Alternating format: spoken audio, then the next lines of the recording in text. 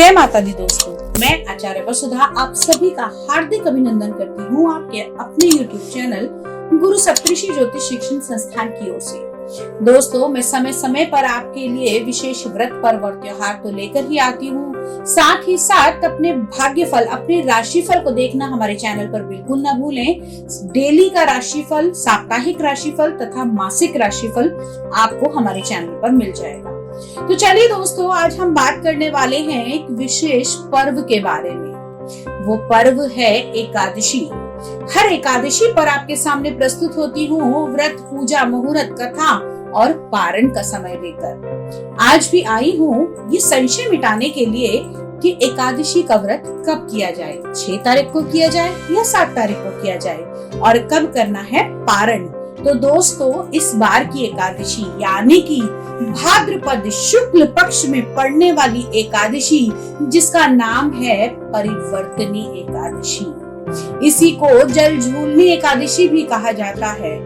इसी को पद्मा एकादशी भी कहा जाता है। अब इस एकादशी का नाम परिवर्तनी एकादशी, जैसा कि नाम से ही सार्थक है, परिवर्तन।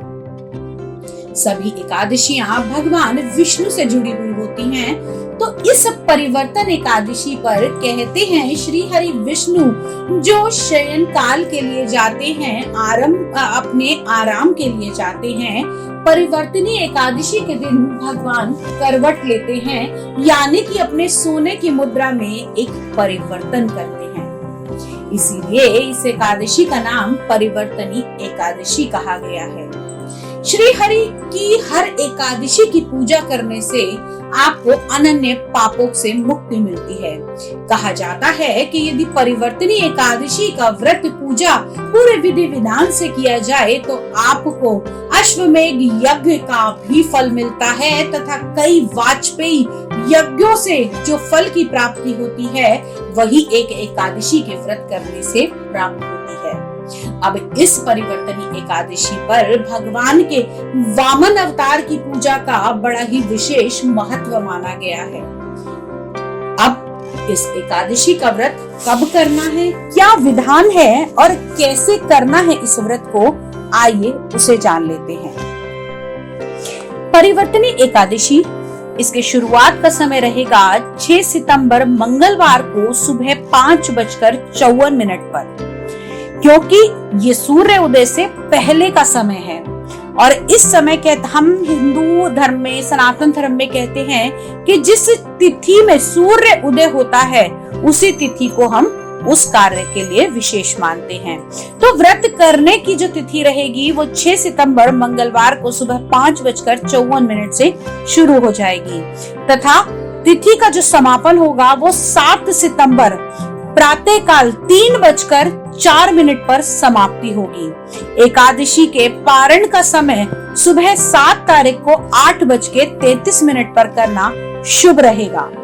अब ये तो है कि एकादशी का कब पारण करना है और क्या करना है, लेकिन दोस्तों इसके अलावा एकादशी के और भी महत्व हैं, जैसे कि अब एकादशी करने के बहुत सारे नियम भी होते हैं। जैसे पहला नियम कि यदि आप स्त्री हैं और एकादशी का व्रत रखती हैं तो इस दिन ना आपको सर धोना चाहिए, ना ही आपको साबुन से नहाना चाहिए। एकादशी के व्रत से एक दिन पहले यानी कि दशमी की तिथि को सूर्यास्त के बाद से आपको कुछ भी नहीं खाना चाहिए, तथा पारण के बाद ही आपको कुछ सेवन करना चाहिए। तीसरा नियम, एकादशी की तिथि से पहले आप लोगों को कभी भी लाल मसूर की दाल, बैंगन इत्यादि नहीं खाने चाहिए, क्योंकि ये वर्जित माने गए हैं। साथ ही साथ यदि आप एकादशी का व्रत नहीं रख सकते, स्वास्थ्य के कारण,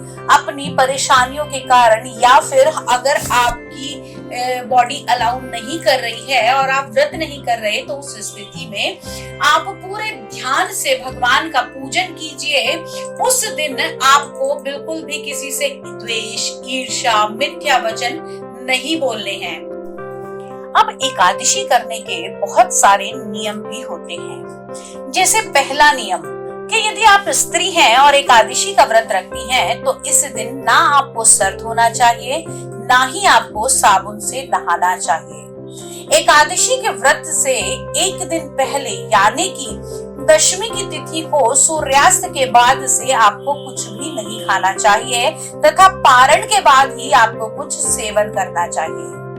तीसरा नियम, एकादशी की तिथि से पहले आप लोगों को कभी भी लाल मसूर की दाल, बैंगन इत्यादि नहीं खाने चाहिए क्योंकि ये वर्जित माने गए हैं। साथ ही साथ यदि आप एकादशी का व्रत नहीं रख सकते, स्वास्थ्य के कारण, अपनी परेशानियों के कारण, या फिर अगर आपकी बॉडी अलाउ नहीं कर रही है और आप व्रत नहीं कर रहे, तो उस स्थिति में आप पूरे ध्यान से भगवान का पूजन कीजिए। उस दिन आपको बिल्कुल भी किसी से द्वेष, ईर्ष्या, मिथ्या वचन नहीं बोलने हैं। साथ ही साथ इस दिन चावल को खाना बड़ा ही वर्जित माना जाता है। दोस्तों, अक्सर मेरे से लोग सवाल करते हैं, खासतौर से न्यू जनरेशन, जैसे कि आप ये बताइए कि एकादशी में चावल खाने से क्या हो जाएगा और क्यों नहीं खाने चाहिए। तो इसका संशय मिटाते हुए भी मैंने अपने चैनल पर इसकी पूरी वीडियो डाली है कि क्या कारण है कि एकादशी के दिन चावल नहीं खाने चाहिए और क्यों चावल खाने से पाप लगता है। तो चलिए, ये तो हुई कुछ सावधानियां और ऐसी चीजें जो आपको एकादशी के दिन करनी है। अब बात कर लेते हैं एकादशी की कथा के बारे में।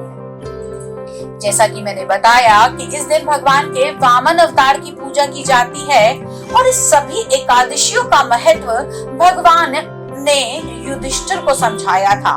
श्री हरि विष्णु ने कैसे पद्मा एकादशी का महत्व युधिष्ठिर को बताया, आइए इसको हम आपको बताते हैं। एकादशियों का महत्व बताते हुए युधिष्ठिर भगवान जी से पूछते हैं कि हे भगवान, भाद्रपद शुक्ल पक्ष की एकादशी का क्या नाम है, इसकी विधि और इसका महत्व कृपया मुझे बताइए। तब भगवान श्री हरि विष्णु कहने लगे कि इस पुण्य, स्वर्ग और मोक्ष को देने वाली तथा सभी पापों का नाश करने वाली उत्तम वामन एकादशी है। आप युधिष्ठिर कहने लगे कि प्रभु, आप मुझे ये भी बताइए कि इसका व्रत कैसे किया जाता है, इसका क्या महत्व है और किस प्रकार से इसे करना चाहिए। तब भगवान ने बड़ा ही मुस्कुराते हुए कहा कि जो कमल नयन भगवान का कमल से पूजन करते हैं वे अवश्य ही भगवान के समीप जाते हैं। अर्थात जिसने भाद्रपद शुक्ल पक्ष एकादशी का व्रत व पूजन किया, उसे ब्रह्मा विष्णु सहित तीनों लोकों का पूजन एक साथ कर लिया। इस दिन का व्रत अवश्य करना चाहिए। कहते हैं इस दिन श्री हरि विष्णु करवट लेते हैं, परिवर्तन करते हैं, इसलिए इसे श्री हरि विष्णु की परिवर्तनी एकादशी भी कहा जाता है।